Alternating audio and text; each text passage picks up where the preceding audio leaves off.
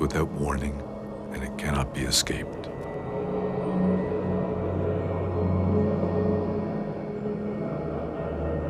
Though teachings on death and dying are no longer common in the West, they remain a part of daily life in the Buddhist cultures of the Himalayas. The kingdom of Ladakh, once considered Western Tibet, is now administered by the Indian government. It is located 3,700 meters above sea level on the borders of China and Pakistan.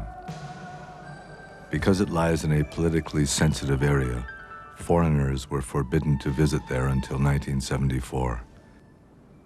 As a result, the culture of Ladakh is still relatively unchanged.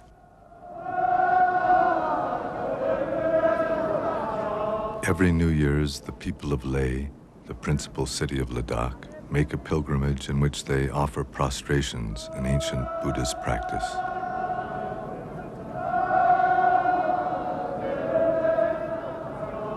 By making prostrations to the Buddha, his teachings, and the community of his followers, they pray that all who suffer in this world may find refuge in abiding peace.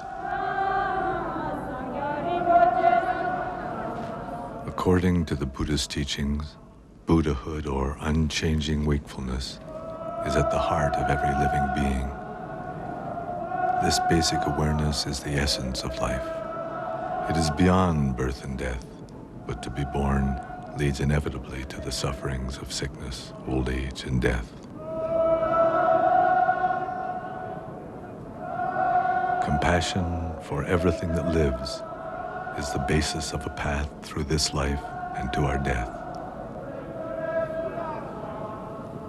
The belief in reincarnation is an expression of that compassion.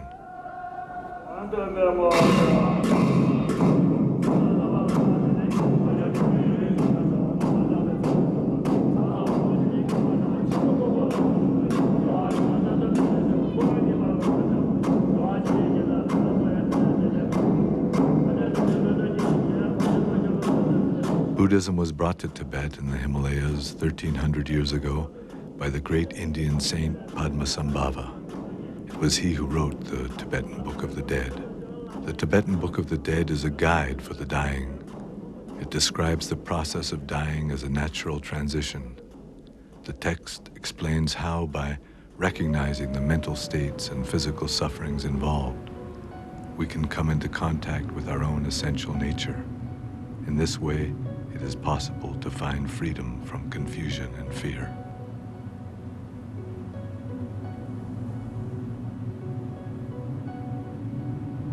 In a small village near the headwaters of the Indus River, an old man, Paltan Sering, has died. The women of the family have gathered in the kitchen where they improvise laments to his memory. Whenever he would smile at me, I was never so happy. Now that he's gone, I have never been so miserable.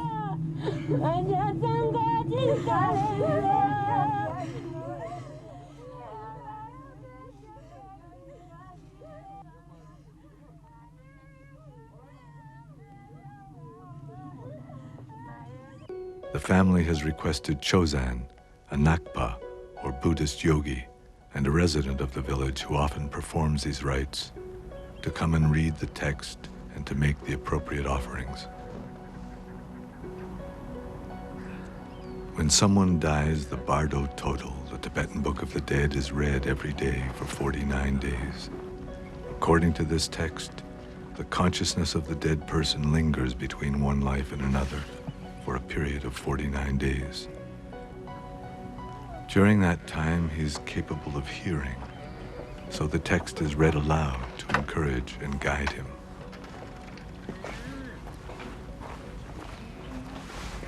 At first, the text is read in the presence of the body.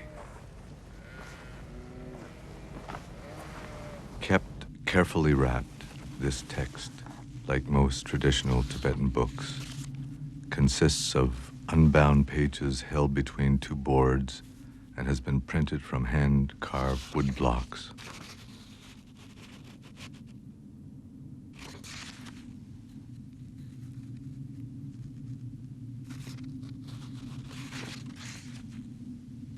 O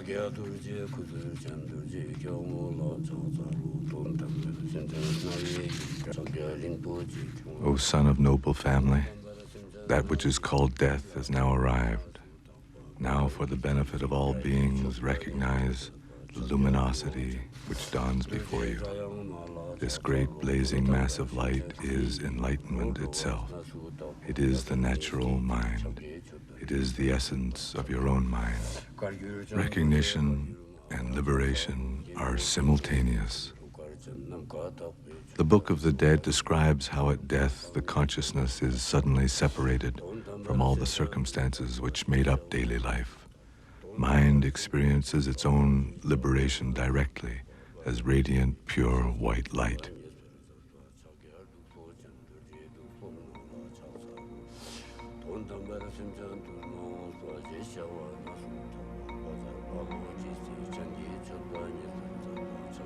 Both life and death, according to the Bardo Total, are a continuous flow of uncertain transitions called bardos.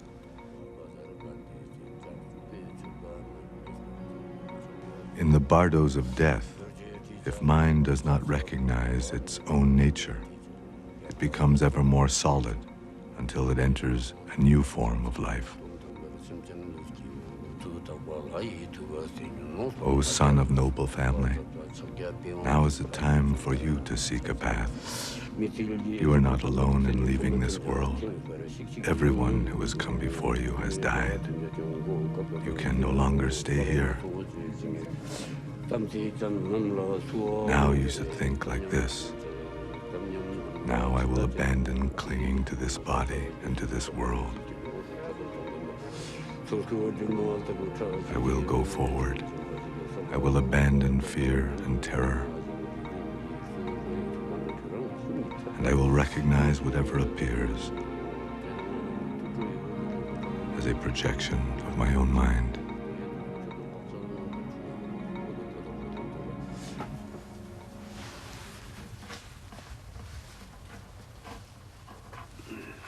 Chozan uses an old astrological calendar to fix the day of Palden Sering's cremation, making calculations based on the dates of the dead man's birth and death. He determines that the cremation should take place 10 days later.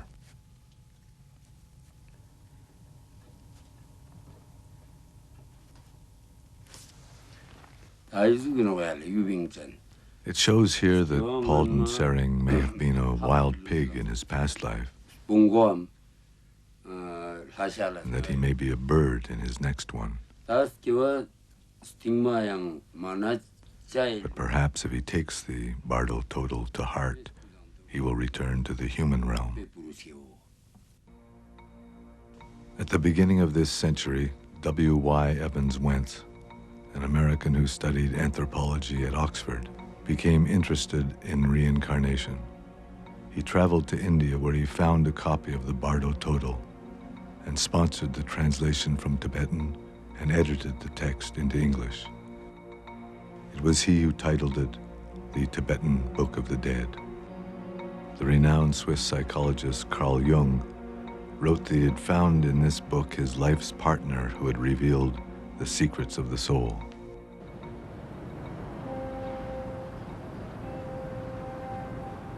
The Living Dying Project in San Francisco has been assisting terminally ill patients for more than 20 years. The project's aim is to help dying people find meaning in the transition between life and death. The project was created because the metaphors, the storyline that existed in our culture for dying, in which death was seen as a failure and the enemy and an error of the universe somehow, and therefore the hospital intensive care ward was the ultimate inner chamber of the temple about life. And the whole fear that surrounded the process of doctors seeing death as a failure, for example, we felt there was the need for another metaphorical system. So please begin by picturing in front of you your client or some other person you know who is suffering right now.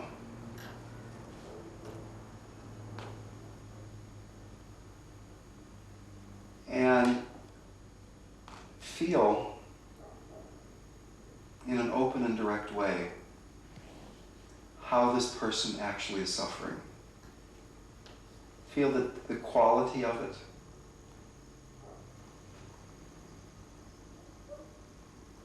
The Dying Project was created in order to create an environment in which people that were deep in philosophical materialism could explore another metaphor for life and thus for death. And the people we found most willing to do that were people that were themselves facing death. What do you think is going to happen when you die? This hospice serves people who are expected to die within 6 months. Most people don't talk about death, you know. Would you like to talk about it a little bit? Yeah. You want to tell me what you know? Well, you know, I would, and I obviously haven't died myself lately. No. But let me give you what I know, and maybe it'll be useful. Consciousness leaves the body, and consciousness experiences a feeling of integrity and wholeness and safeness. And then it's attracted toward what is universally described as a very beautiful, incredibly beautiful, clear, bright light. It's never described as a beautiful sound or beautiful smell, but this very beautiful light. The reason this light is so beautiful is that this light is your true nature. That would be very nice. That's fascinating. So you've actually been there with people, and they've come back and told you? From near-death experiences, and there are people in certain traditions, like for instance in Tibetan Buddhism, who are trained to go into that after-death state with people and guide them. There are actual guidebooks to help people go through this journey, if you will.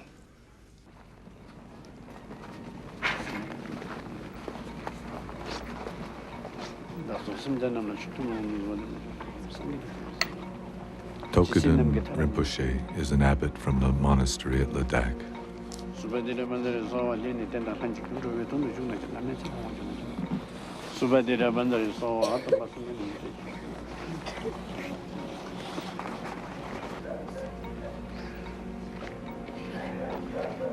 He is making this visit in order to bless the people of the village,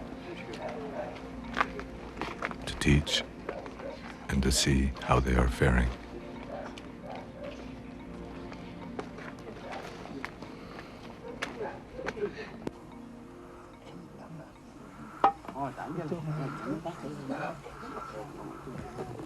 Tokuden Rinpoche is also giving teachings on Poa.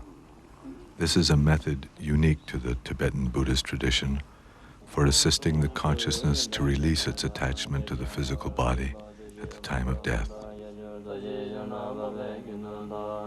This is Stanjin. He is 96 years old and has lived according to the Buddhist path for all his adult life. He has a deep interest in these teachings. First, visualize the form of the Buddha of boundless light, Amateus, above your head. Let your consciousness rise upward through your abdomen, upward through your body, up through your neck, and finally out the top of your head. Dissolve there into the light around you. In this way, you may enter directly the pure realm of light. The uncertainties of the bardo will not affect you.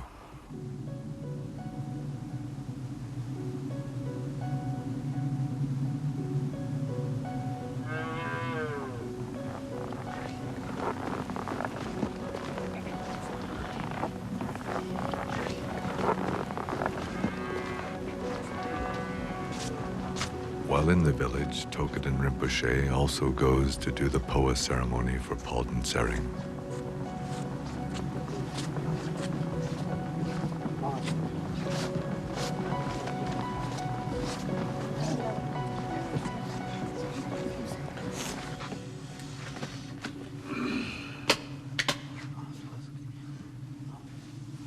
He makes offerings of barley and butter and anoints Palden Tsering's head.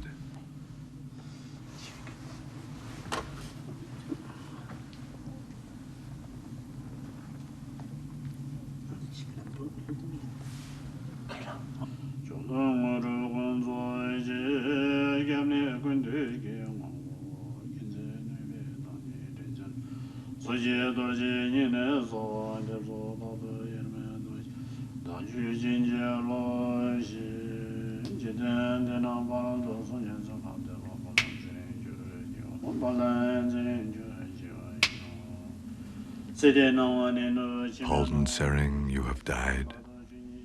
The light of this world is fading completely. And the light of the next world has not yet appeared. Your body has lost all feeling. This is what death is. Let yourself go.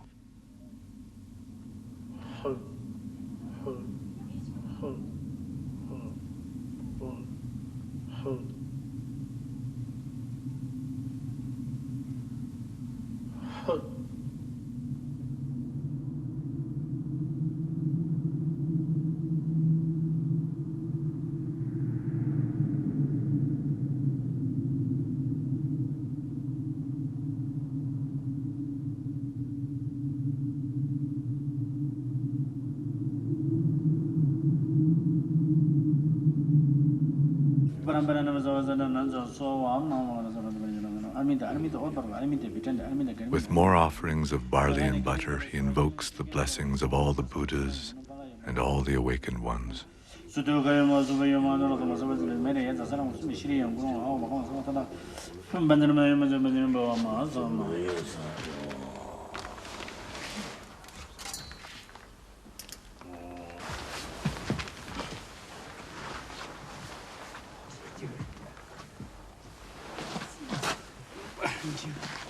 The blood on the head gives an indication that the ceremony has gone well.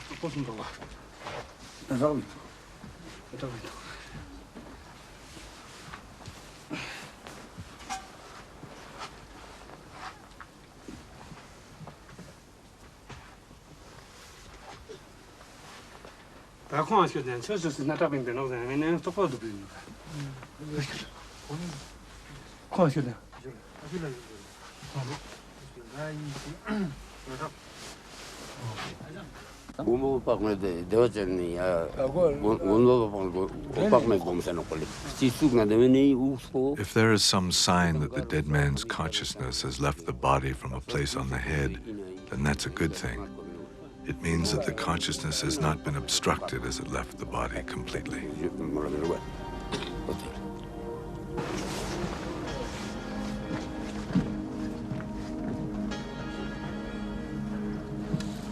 Offerings are left out to encourage Palden Sering.